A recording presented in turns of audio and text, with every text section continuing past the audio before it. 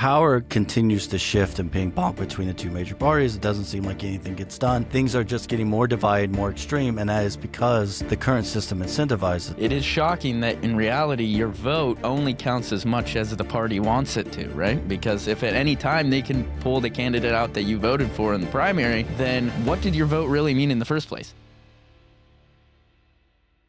Welcome back to the Independent Voter Podcast. This is Cara. I'm here with Shawn and Ethan from Independent Voter News. We're going to talk about Graham Platner today and what's going on with the Senate race in Maine. We're going to talk a little bit about Lindsey Graham, who just passed away, and discuss a little bit about maybe that there should be an age limit on all federal government employees. So let's get into it. Do you guys want to talk about Maine a little bit? A lot is going on in the beautiful state of Definitely. Maine. Well, you brought up Graham Platner earlier, and I was just going to say that Shawn's beard is looking almost as impressive as Graham's today. I'd like to commend him on the grooming. I don't think I would be compared to Graham Platner. Though. Let's not.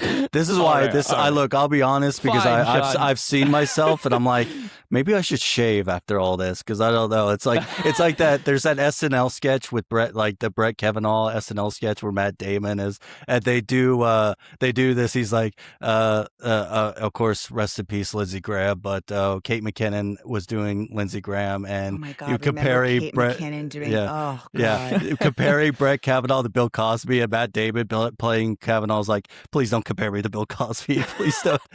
That's how I feel right now. Like, don't let the beard make me, Well, because I heard that Platner, like, he was selected to be a candidate just.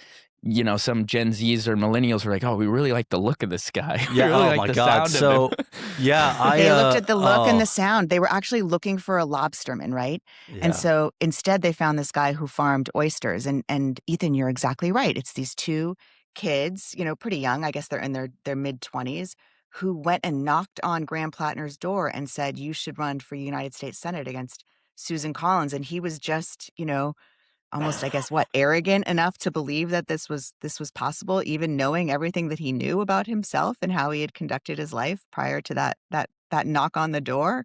But yeah, I mean, do you think it gives all the beards? I think you should shave, Shawn. I think you don't want to be. I think it might be the type of beard. It's that close, like short shaven beard that may be the problem. But what I will say is, as long as you don't have a Nazi tattoo, Shawn, I don't. No, never. But what I will say, yeah, wow. And there's a lot of people who thought, well, that should have been where his campaign ended, was the whole Nazi tattoo thing. But we shared a clip of Paul Reichhoff, right, on the media talking about this. One of the things they went over was this interview with the people who didn't do the vetting. They hired the firm to do the vetting, which apparently was this half-assed attempt at vetting from this firm that I don't think they said the name of the firm, but they asked these people. So did they mention anything about the Nazi tattoo?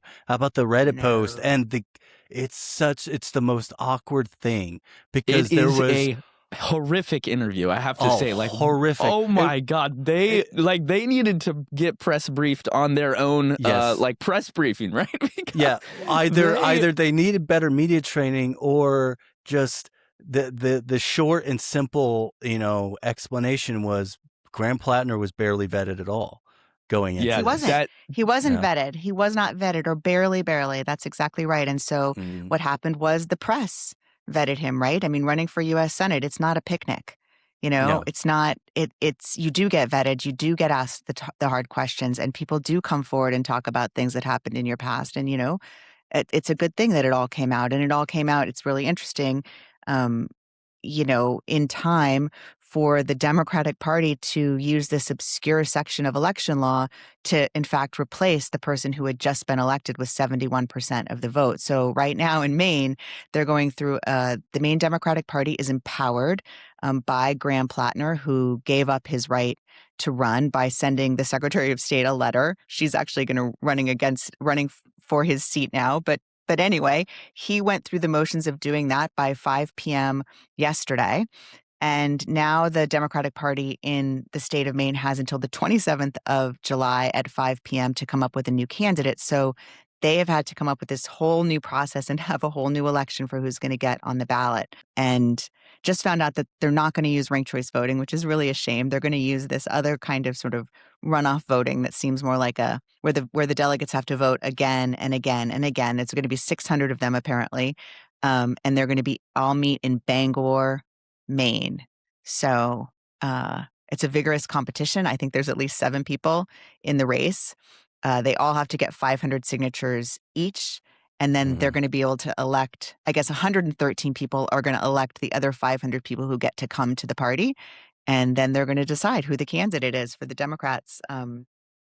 I'll be quiet And now. I know I will say that, Graham, in his video announcing his at least in his initial suspension of his campaign and eventual withdrawal, it would have been nice to hear him take some accountability for at least something, anything that he's been accused of.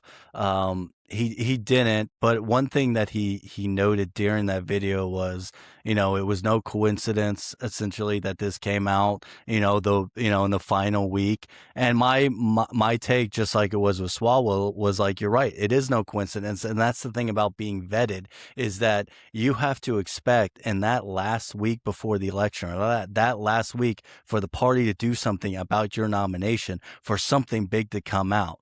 And like this, that doesn't make it not true, right? It doesn't make it not true. No, it just makes Jenny Right. Rastico's timing, impeccable. If the goal was to come up with a candidate who could beat Susan Collins in November, right? And it's just like, wow, I really do want to know, like, how did the Democratic Party get that kind of control to get rid of its own nominee by I mean, it's Democrats, Republicans, anybody, right, can Right. get rid of their own nominee. But Right. It is shocking that, in reality, your vote only counts as much as the party wants it to, right? Yeah. Because if at any time they can pull the candidate out that you voted for in the primary, then what did your vote really mean in the first place? It's essentially just your opinion. Yeah, and it was certainly- record turnout yeah, too, you guys. and it certainly makes Yeah. the case further for a nonpartisan election model, because I mentioned Swalwell. Well, Swalwell exited the race, and it was the voters who got to decide in California who was going to be the top 2 candidates in the general election. Obviously, we've talked about how, now is the time to expand the number of choices that you have in November to 4 or 5, but you can make it's a stark contrast between California, where ultimately it was the voters of California, all voters had an opportunity to weigh in on who the or who the candidates were going to be for the governor's race, versus in the Senate race in Maine, it's now the party that is stripping the right of voters away, making the this record-breaking turnout that they had in the primary mean nothing, and then they're going to have their own party members choose who the nominee is going to be that voters get to decide from. And my position on this going into is, if they really wanted this to be the open and inclusive process that they promised, while all this was going on, then they would have included independents, since independents can vote in the primaries. Well, that's the thing, Shawn. I mean, you're pointing out sort of the fatal flaw of the whole, I don't know if it's fatal, but Yeah. we have semi-open primaries in Maine. So that means that lots of independents showed up at the polls on June the 9th in Maine and picked the Democratic ballot, and then voted for Platner. And now their votes, not only is their vote being not counted anymore or not mattering anymore, but also they're not allowed to participate in the nominee in the process of not coming up with a new nominee. So candidates, I mean, there's more than 30% of the electorate in Maine is not registered with the party. Yeah, that's a lot. It's a lot of We people already have who an are, independent yeah, United States senator, and like now the Democrats, they don't look. I understand what they're trying to do. Of course, I understand that, like, if the power is available to them to use, like they had the statute, it's right there. yeah, It's lawful what they're doing. It's completely legal what they're doing. But in a way, it's like how, who engineered it so that that statute was there to begin with. And of course, always in our political system, we always talk about this on the podcast, like they always use whatever power is available to them. They don't leave power on the table. Yeah. if they can use it. And I say they, and I still don't know exactly who I'm talking about when I say they. But in Maine, there's, the establishment. The establishment, but it's like in Maine, it's like who really is the establishment? Because you have now a race for this, for this berth. And the race is between Troy Jackson, who is the former Senate president who served 2 decades in the legislature, has his entire caucus behind him. Full disclosure, I'm a huge Troy Jackson fan. I think Troy Jackson is kind of like Graham Platner without the baggage, oysters, and without the Nazi tattoo, and without, he's got a lot of the same, I wouldn't say charisma, but definitely heart and earnestness. And, he was endorsed by every single labor union in Maine, which is like unheard of, right? Well, he's then that there's, same type there's Shenna Bellows, yeah. and there's this Nirav Shah, right? And then there's the governor, right? The governor of Maine, who got sort of, pushed aside by Graham Platner. She was Chuck Schumer's anointed candidate, right? And so she's definitely playing behind the scenes. She doesn't want Troy Jackson, right? She wants her person. If it's not going to be her, then she wants her person. So this is all going on. It's super interesting. It's definitely someone. You have the feeling that people like Chuck Schumer and people like Janet Mills, they want someone who's not that, that progressive populist that we're seeing. I wouldn't call like in particular, right. They for sure don't like Troy Jackson because he has stood up to them over and over, even within the party. Like he's a bit of he's a maverick. Like think of John McCain in Maine if he was a logger. But speaking of loggers, you guys, one thing that I did read, which I thought was super interesting, is that if Troy Jackson were to be elected the next United States Senator from Maine, he would be the only senator with truly a working class background.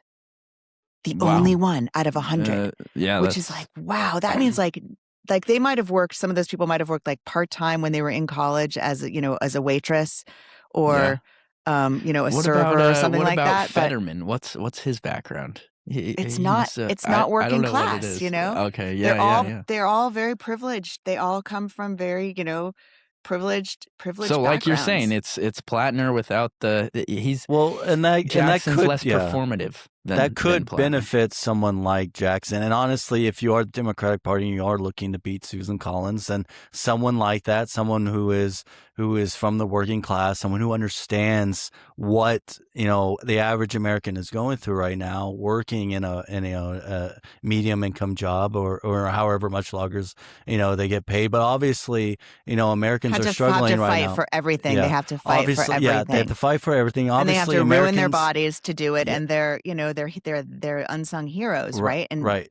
Americans have so much more that are concerning them right now than election security, which is another thing why I think like Trump keeps missing the mark on some of the stuff, is that there's so much that Americans are concerned with right now. And that's why I think people like Graham Platner were so popular, is because people looked at them and they saw someone who was the average American, someone who was your average Joe, who had that working class background, who was talking about actually solving problems. And if it wasn't for his own problems, he would have been kind of the ideal candidate, I think, for Democrats right now, because he also had appeal with independents. Because I think even Troy Jackson had said this in a previous interview, because Troy is someone who has a record of winning in deep Trump country and in he's deep from Aroostook County, right? Yeah, he's from he's from a Republican area, and yet as a Democrat he wins because Troy was saying, if you actually speak to voters and you speak to their needs and you speak to actually working towards solutions that will solve what they're concerned about, then even someone in a deep red area will vote for a progressive, or a deep red, or anyone who's willing to speak to them directly and speak to those needs. So it does, like we've talked about with Mike Madrid and with other guests on the podcast, like it seems like the majority of voters now are just leaning towards what's going to cause the most change, the most disruption. What's the most anti-establishment, even if the establishment itself is kind of coarsely defined? Well, and then like yesterday I shared that quote Tom Wilcox or somebody on our Facebook page about how the quote was about being tired of career politicians, and that we've shared that quote before, but it still gets a lot of engagement because a lot of people they think of this idea of people who've been in office for decades. And they see that nothing's changed, no matter which party is in power, whether it's the Republican Party in power or Democratic Party in power. They're just ping-ponging back and forth and not actually working towards the solutions that Americans want to see. And so I think when someone like a Graham Platner or Troy Jackson or someone else who is willing to step outside of the establishment and offer something that is remote change, even Donald Trump, even Donald Trump in 2016, he offered that change. The whole idea of draining the swamp, right? Of being an outsider going in who's going to fix the system. That attracted a lot of independent voters to Trump in 2016. And too bad it wasn't true, though, right? I mean, too bad the only swamp that's getting drained is that reservoir thing that he ruined. Well, obviously people that will needs have to be drained again. People have their opinions of Trump, but the fact remains is that really ever since Obama in 2008, hope and change, right? All these candidates that focus on high energy and bringing something new and something different. That's Graham Platner, right? That's that high energy. Yeah. When I went to the Obama Center, when I went to the Obama Presidential Center, it was amazing to me to hear some of his speeches back after this. I'm someone who didn't vote for Obama. I didn't vote for Trump. I didn't vote for Obama. But looking back at his presidency, he was somebody who spoke to the greatness in other people as opposed to his own perceived greatness, which I thought was really what a lot of people liked about even Republicans. I talked to Republicans who look back at Obama's presidency a little bit more fondly these days. I saw a poll recently. He's the most popular politician in the entire country. I think he's the only politician with above 50% favorability or something. Yeah. Well, Obama. And so you talk about, Lindsey Graham passed away recently. A lot of people, when they're doing their recollections of him and talking about them, they talk about his time before Trump, his time when he was good friends with John McCain, and of course, and Joe Lieberman. And everyone remembers. Three amigos. Yeah, everyone remembers when Obama was running for president. John McCain, standing up for him with honor and dignity when someone tried to call him a radical Islamic, whatever it was. Right. This was we thought Americans were divided then. Right. It's mind blowing to see it 20 years later to see what really. It's what true, real Shawn. division looks like. It's crazy. It's true, Shawn. When I was at the Obama grand opening for the library, I couldn't believe the feeling of hope was really there. People, even though, here we are all these years later, there was this tremendous sort of feeling of hope instead of I think a lot of people, maybe some nostalgia, some sadness of times gone by, but also kind of a lot of hope about the future that if we could do it then, that we can do it again. Hopefully. Yeah, I remember when I was going through there, there are box of tissues that were all I won't say they were littered the place, but every now and then you would see this box of tissues put somewhere throughout the Obama Presidential Center because it was, even for me, thinking about that, speaking to that nostalgia, how even there was a time where it seemed like things were better, and not necessarily because I agree with Obama on a lot of his policies, but because it was just it just looking back, it was the vibe, right? The vibe has changed completely. The vibe has changed a lot. The the vibes are off. The vibes are off. off. I feel like we've departed from vibe. It's just straight aggression. I don't even know.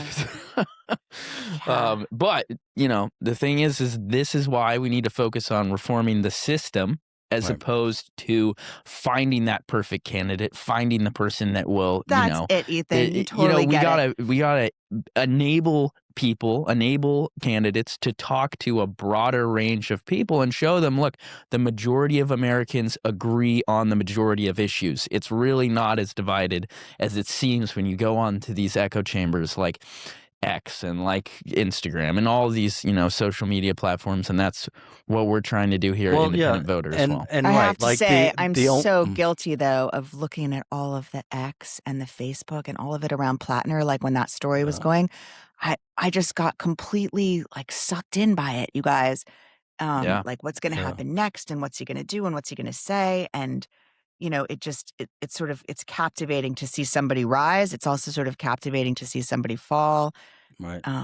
Well, I think more people are becoming aware of the fact that, we talk about how power continues to shift and ping pong between the two major parties. It doesn't seem like anything gets done. Things are just getting more divided, more extreme, and that is because the current system incentivizes it. We've covered it on IVN. If you really want to see the reason why you see the rise of like the Democratic Socialists, which is the more extreme side of the left, or MAGA, which is the more extreme side of the right, the reason why these are able to rise is because we have party primary systems, particularly closed systems that, have low turnout. They attract only this, very ideologically small, motivated group of people. And if you can just get 1 out of every 10 voters to show up, right? 10% of voters to show up, you can get yourself a primary win, which in most cases is going to guarantee you a general election win. So, yeah, speaking to your point, in Maine, if you can get 600 people to show up on Saturday, July 25th in Bangor, you can get yourself a Senate seat, or at least a chance to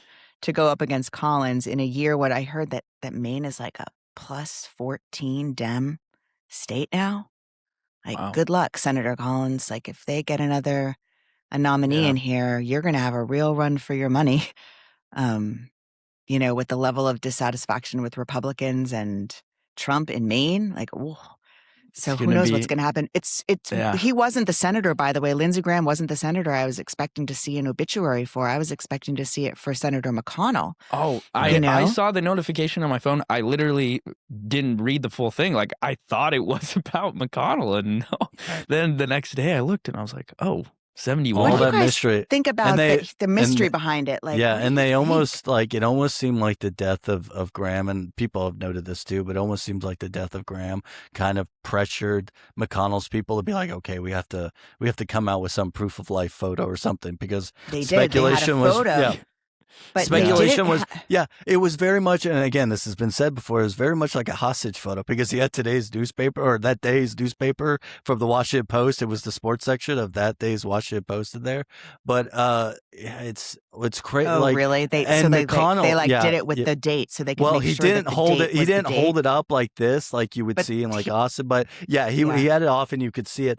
But there's something like, it's so weird because McConnell isn't the only member of Congress who's disappeared recently because of some medical issues. Congressman Kane was gone for, he had medical issues and he was gone for months and never told anybody where he was until very recently. Those people who are not being represented by, there's a lot of, we've got votes, Yeah. But this is why there should be term limits, you guys. I mean, come on. Or at least just age limits. I mean, that's what I mean. Age limit. 75. 75. Because, I mean, and then is McConnell 84? How old is he? At least. Now? At least. Yeah. Like, I mean, think about that. Like, have you ever visited someone before who's 84 years old? I mean, like, that there might be like 20% of them that still has everything there. But literally like 25% of the brain has shrunk at that point. It's it's biological. It's not like at this point, this person is just a amalgamation of power that other people are like telling him to do things. Ethan is making sure to push out our older audience here. He's just like, we love you, all of you, but no, everyone. The older audience knows as well. They're the ones who are like, if I was there, they say to themselves that they want younger people. Well, and it's we asked the question about SCOTUS, right? We when SCOTUS had made their final rulings toward the end of the last term, I posed the question on Facebook. I just said, because it's the end of the term, we're having this conversation again. Do you support or oppose the idea of Supreme Court term limits? And there were a number of people who said yes, but there were also a number of people who said, I don't necessarily support term limits, but I do support age limits. Age limits, yeah. Yes, and which to me, I think that is kind of a term limit, but it's you're not It being is, but it's removed like, because of an end of a term. You're being in I mean, let's just put his age in like the context of history here. Like if he's 85 years old, let's say instead of being born in the 1900s, he was born in the 1800s. That would mean that if right now the civil rights movement was happening in 1960, that he would have been raised by people who were born before the abolition of slavery. So, like, think about that now. He is, let's see, like, before the abolition of slavery, before women Right. were allowed to Right. vote, before. So, like, I mean, like, having, there's no way that just he can place himself in the context of your average American voter these days. And there's nothing wrong with wisdom. There's nothing wrong with, you know, hey, garnering knowledge over all those years. But it's simply impossible that he would be able to operate in a way that's, you know, conducive to the majority of Americans' interests. I don't see how that's possible. Well, and like when you think about, you know, going back to the Supreme Court for a little bit, you know, the founders intended for the Constitution to be a living, breathing document, right? They understood that each generation was going to have its own challenges, its own issues. And so I don't know if it helps to have people have lifetime appointments who are old enough to remember what life was like 50 years ago, or, you know, even further back than that, right? It's like, because times change. Obviously, our society has changed. And I mean, personally, I don't know about that, but well, I mean, it's a conversation for another time. But yeah, term limits, maybe Term that'll limits. be the or age limits. That'll be the new defining issue. I think term limits would certainly be better than just expanding the court, as some people have suggested. We just need to add more justices. like we need more of them. No, thank you. It's fine. 9 is good. But I think the age limits thing is really, I think you're onto something. And if you had it just be across the board, like every single federal job, every single job where the taxpayers, like all of them, right? Even if you're a general, if you're a Supreme Court justice, if you're a senator, if you're a congressman, you know, congresswoman, 75. Now, I wonder if they'd, because women live longer, I wonder if women should be able to serve till they're 75, you know? Right. Knows, I mean, it's an interesting problem because, it's, you know, you can't necessarily rely on like a cognitive test. Like that doesn't necessarily, there's no like one overall barometer for where someone is at mentally at a certain point. But how could at least most people under 60 would say that, like, to have someone that's 85 years old at operating at the highest levels of our government. Well, yeah, and like someone who's been in office for half a century. Like the president is 80, right? I mean, and you've watched Trump, and look what happened to us with Biden, right? President Biden. Right. So, yeah, well, see what happens. Do you guys think it's possible? So Lindsey Graham was only 71. He just turned 71 on Thursday. And he went to Ukraine on Friday, or maybe he was already in, I think maybe he was in Turkey on Thursday. He was in Ukraine on Friday. And then on Saturday, he was back in Virginia and he was dead. And I know it was sort of like a coronary arrest, but given what a huge proponent Graham, like Russia hates Lindsey Graham. I'm just going to say it. The Iranian, like we're in the middle. This is Trump's really good friend. I just wonder, like, he just has this heart attack. Saying something happened in I mean, did something happen Ukraine? in Ukraine? Did something? I mean, I don't know. Maybe it's just a coronary arrest, and that's because he ate too many French fries. No, I mean, you're talking again. It's you're reaching a certain age where you know you're more vulnerable to succumb to things like exhaustion and illness and things like if you just gone back to Ukraine, Lindsey Graham had one of the most stressful jobs in the Senate, I would imagine. He just kept work. Yeah, it's true. Yeah. Well, I was going to say, and he had to take a phone call from the president every day. That's stressful. Or just golf with him.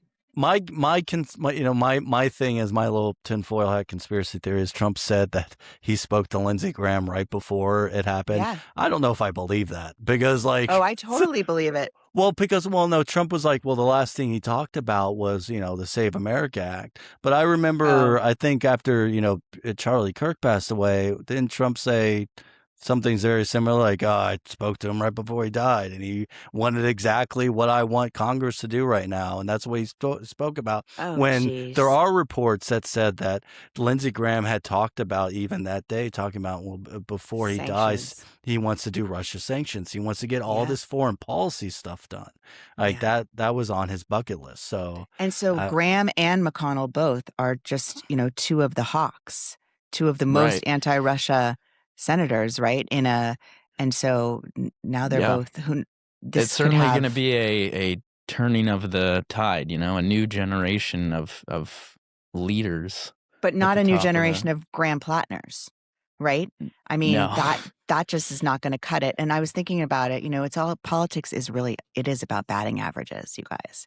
I mean, in terms of like candidates winning and losing, you win some, you lose some. Yeah, The here's what I'm gonna vetting was a fail. I think Paul Rieckhoff is correct. I think if the Democrats want to be successful, they should be looking to outsiders, right? Even more independent-minded people to come into the fold. But they need better vetting, and they certainly shouldn't let groups like Our Revolution do the vetting, because clearly they're not doing a great job at that at all. Yeah. Did Our Revolution do the vetting of Graham Platner? It was people, it was like the people associated with them, right? Because it was like, there's this whole group of grassroots people who are trying to recruit people like the Graham Platners and then the Osborns Are they all out of trying to Nebraska. recruit? Is it socialists? Is it DSA? Or are they just trying to So I pick think off seats? I think with Platner, it was more of that. They wanted to find this worker with a story, and even I thought one of the,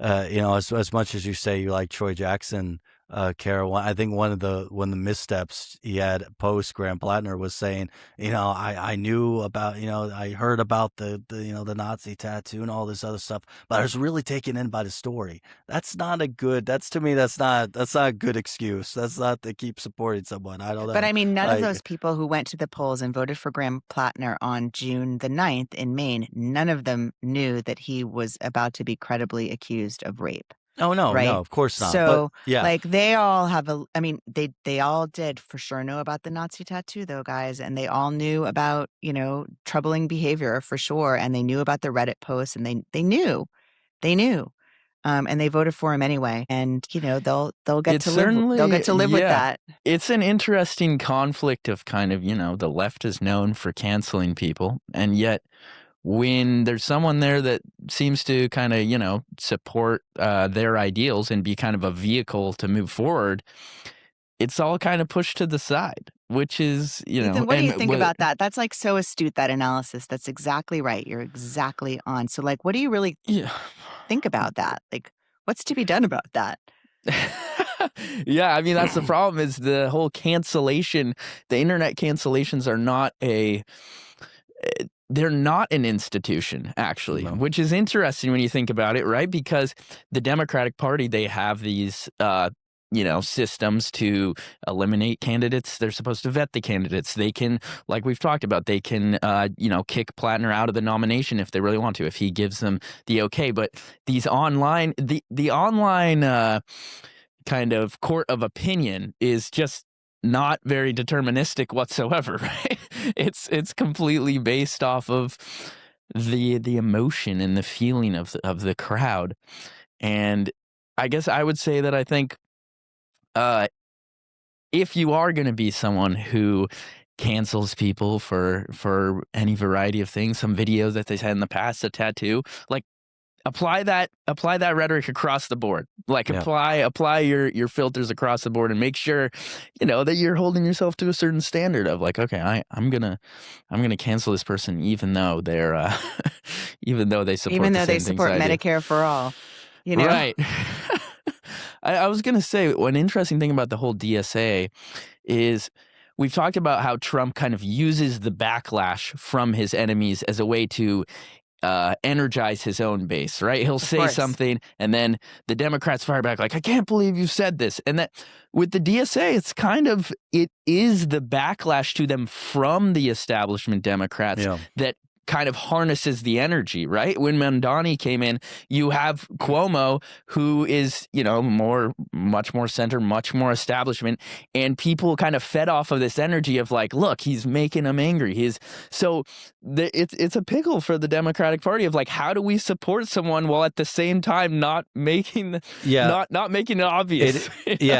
There's no doubt that the DSA has certainly learned from MAGA in a lot of ways, including in how to take advantage of low turnout primaries and including how to basically back flawed candidates and not care about all their flaws. I mean, just basically, again, it's about power, right? There were a lot of people on that DSA side who said Graham Platner should just stay in. Like he should, if MAGA is going to do this, if Republicans don't mind it, they don't care, they're going to keep the candidate in, then we should just do the same. And I'm going to be honest, I think, if a couple of months down the road, all that stuff probably would have blown over. Voters would have forgotten about it, or at least not been having it front and center in mind. Because again, voters have concerns. They have their own problems they want addressed. Yeah. And none of them have to do with like Graham Platner's past or sex life.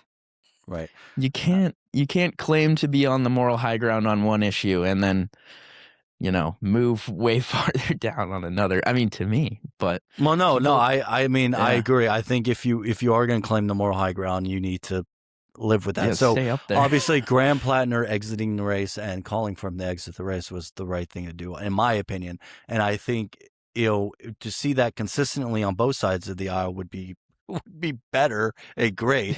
Don't hold your breath. Well, all right. Well, great show, everybody. Make sure that you join us at Independent Voter News, ivn.us. Follow us on Spotify or wherever you listen to podcasts, on Apple Podcasts, Independent Voter Podcast. What else, Ethan? YouTube? Exactly. Yeah. And if you're on YouTube, definitely hit the subscribe button. Definitely hit the like button. Turn on post notifications so that you understand and you are informed every time that we upload.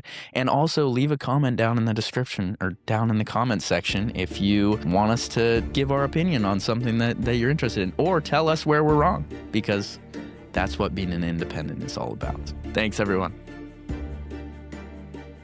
This is the Independent Voter Podcast, sponsored by the Independent Voter Project and produced by Olas Media.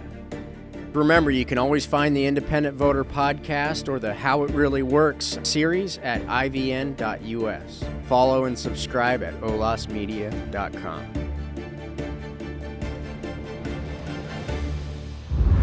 Olas Media.